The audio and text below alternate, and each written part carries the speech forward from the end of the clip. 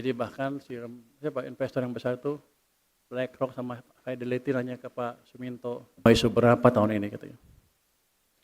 Pak Suminto bilang sekian. Tapi saya pancing juga mereka. Ya selain itu kami akan diversifikasi ke negara lain termasuk Cina. Cina mau beli bond kita dengan bunga hanya 2,3%. Emangnya APBN kita kuat menahan kenaikan harga minyak dunia? Saya bilang kuat, pertahanan kita berlapis-lapis, dan bahkan kita punya hal yang dalam keadaan biasa saya anggap jelek, itu SAL, tapi dalam keadaan seperti ini jadi bagus. Saya masih punya 420 triliun rupiah dalam bentuk SAL. Jadi pertahanan APBN kita berlapis-lapis. Saya yakin saya nggak akan sampai memakai SAL itu, tapi kalau kepepet kita masih aman. Assalamualaikum warahmatullahi wabarakatuh. Selamat pagi, salam sejahtera bagi kita semua.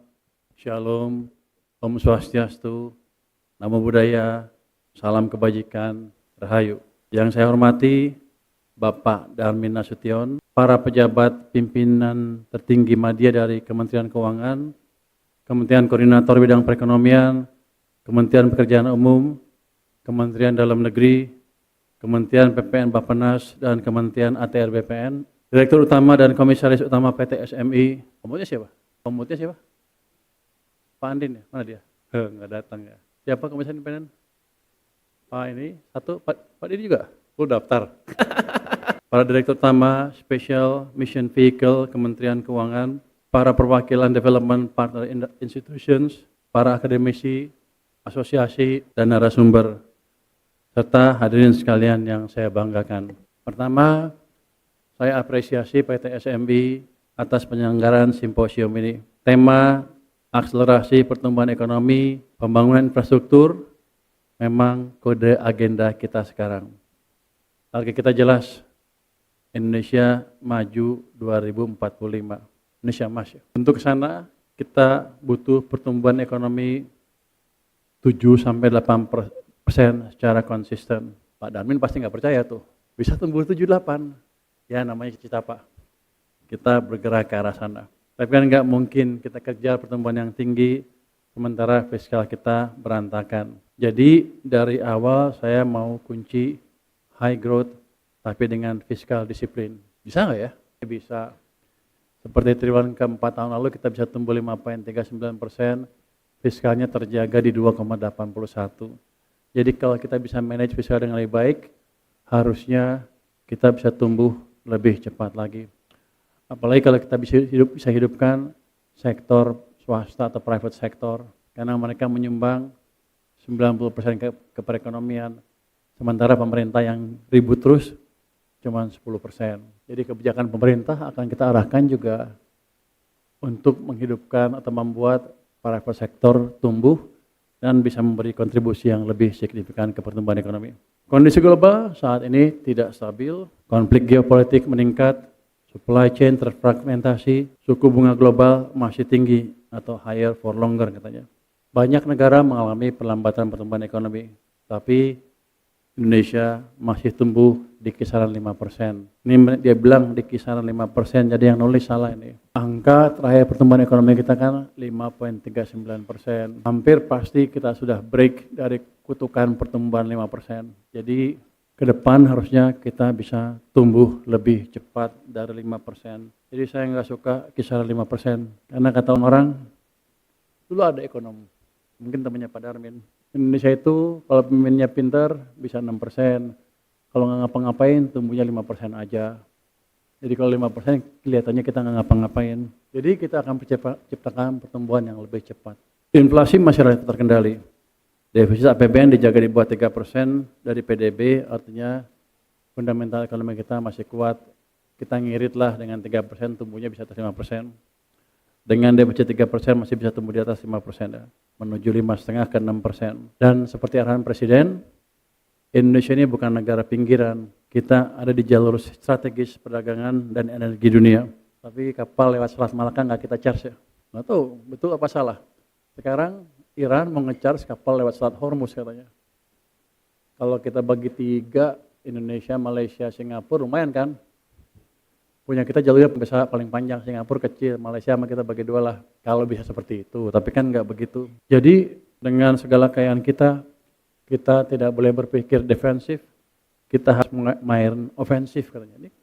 Tapi tetap terukur. Jadi kita akan ciptakan pertumbuhan lebih cepat dengan tetap menjaga kredibilitas fiskal kita. Anda pasti bertanya, kalau fiskalnya ngirit, karena bisa tumbuh lebih cepat. Karena kita akan pastikan real sektor tumbuh.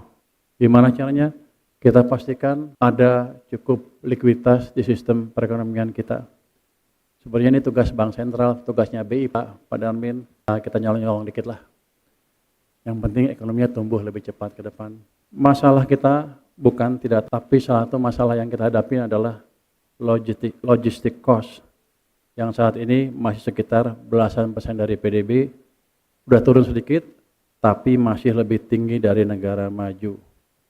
Artinya barang kita mahal, daya saing jadi turun. Kalau mungkin 10-15 tahun yang lalu kita sering ngomong tuh akan menurunkan biaya logistik. Tapi 10 tahun terakhir kita nggak pernah bicara lagi itu. Saya pikir udah bagus, rupanya belum. Rupanya ya kita malas mikir itu aja, kita cari topik yang lain lebih seru. Tapi itu nggak akan kita lupakan, kita akan perbaiki lagi. Utamanya kan logistik cost juga di pelabuhan ya. Itu di bawah Kementerian Keuangan, Pak Rio ya. Kita akan perbaiki. Kita sering dengar di luar, di TikTok lah, saya suka lihat TikTok tuh, bahwa ekonomi kita lagi marit-marit, katanya APBN-nya amburadul, utangnya besar sekali. Tapi kalau kita lihat dari standar internasional yang kita ambil, yang diambil pada Darmin waktu itu kali ya, yang paling strict diambil kan Maastricht Rule ya Pak ya, Maastricht Treaty, bahwa rasio utang ke PDB di bawah 3% dan utangnya di bawah 60%. Defisit ke PDB kita bisa kita pertahankan di bawah 3% dan utang kita masih di 40% dan bukan mudah-mudahan akan kita tekan terus ke depan dengan cara memperbaiki tax collection kita. Jadi saya sudah organize pajak dan bea cukai supaya lebih rapi lagi ketika mengumumkan pajak, dan saya usahakan semaksimal mungkin mereka bermain di jalur yang benar. Udah ada perbaikan, tax collection kita dibanding 2 bulan pertama tahun ini dibanding 2 bulan pertama tahun lalu, tumbuhnya 30%, Maret agak turun sedikit 20% karena Lebaran dan Ramadan kan panjang. Tapi itu indikasi awal bahwa kita bisa perbaiki.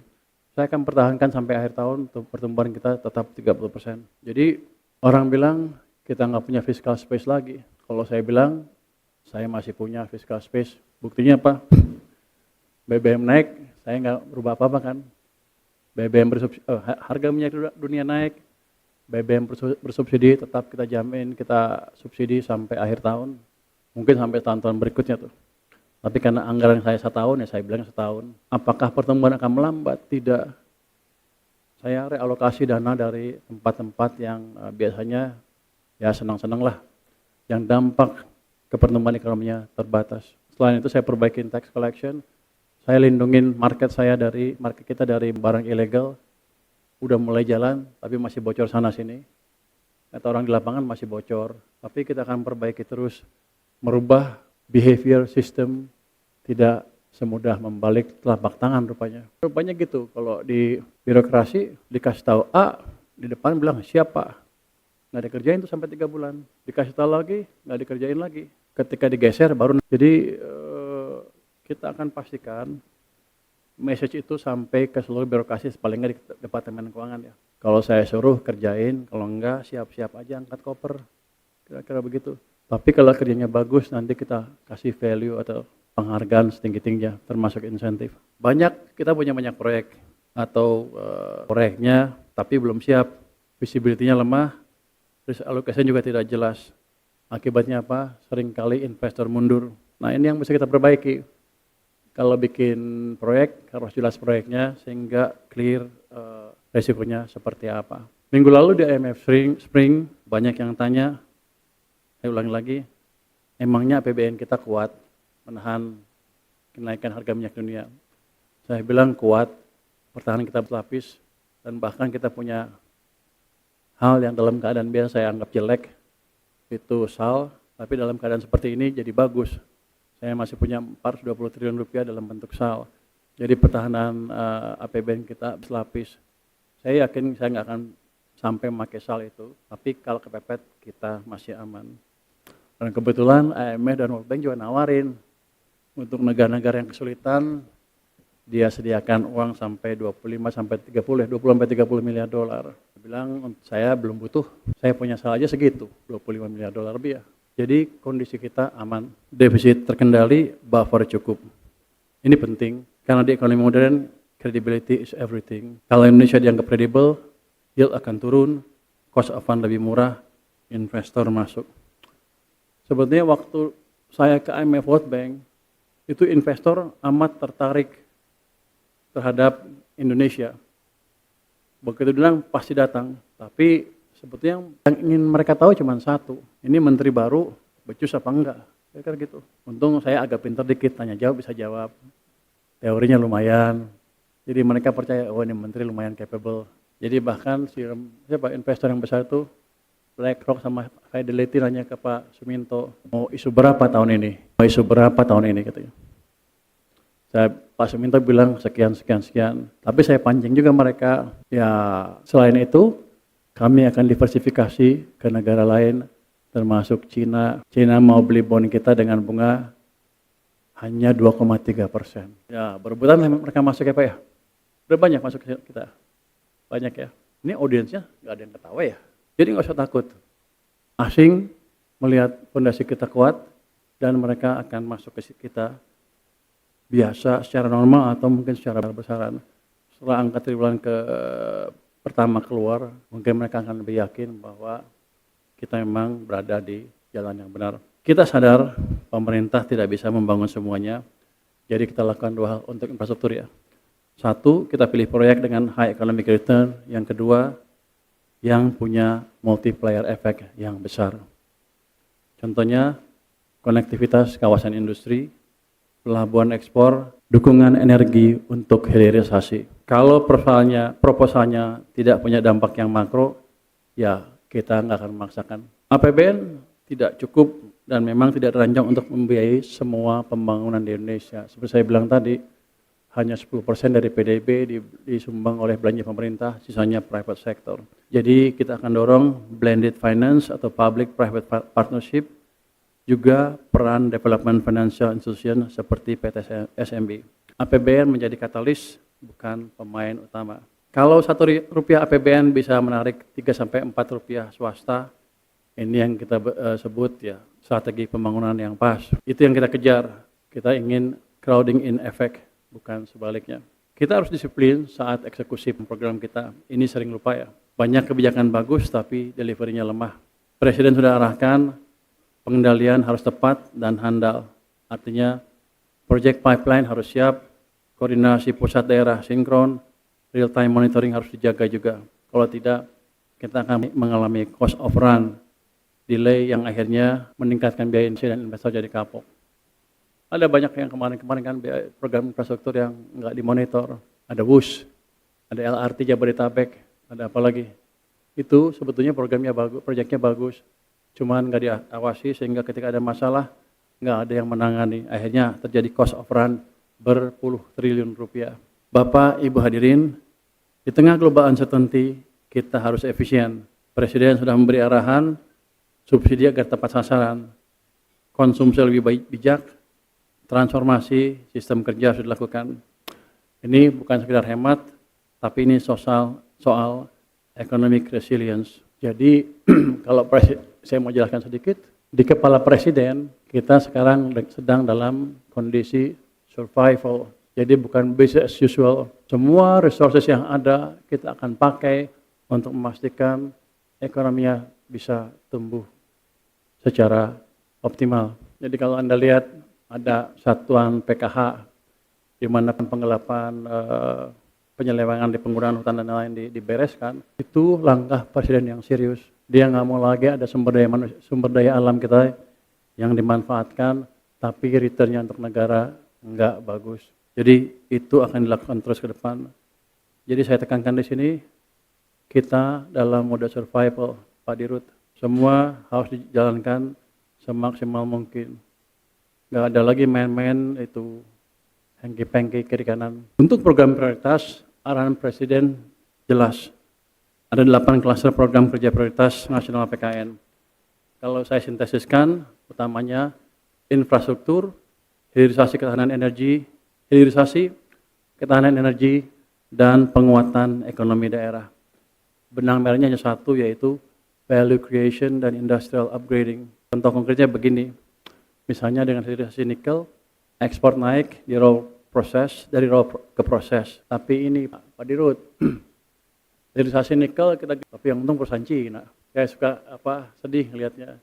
Jadi coba kita lihat perusahaan domestik atau BUMN ada nggak yang bisa kita bantu. Termasuk dalam hilirisasi adalah energy security projects. Jadi kita akan diversifikasi ke sumber energi yang lain.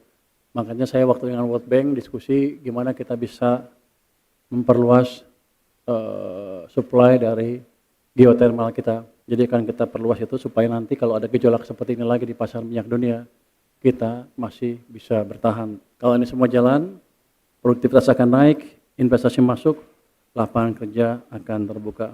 Jadi kita sudah punya semua, fundamental kuat, fiscal credibility, momentum global juga waktu lambat kita masih bisa jaga.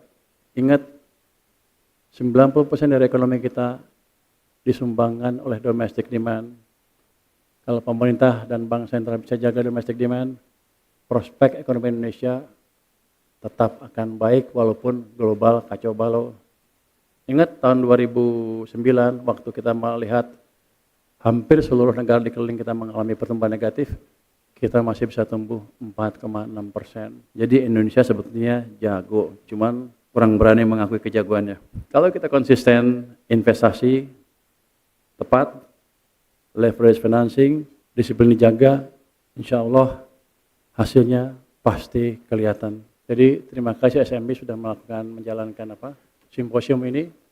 Mudah-mudahan hasilnya bagus dan saya minta jangan cuma studi kertas aja.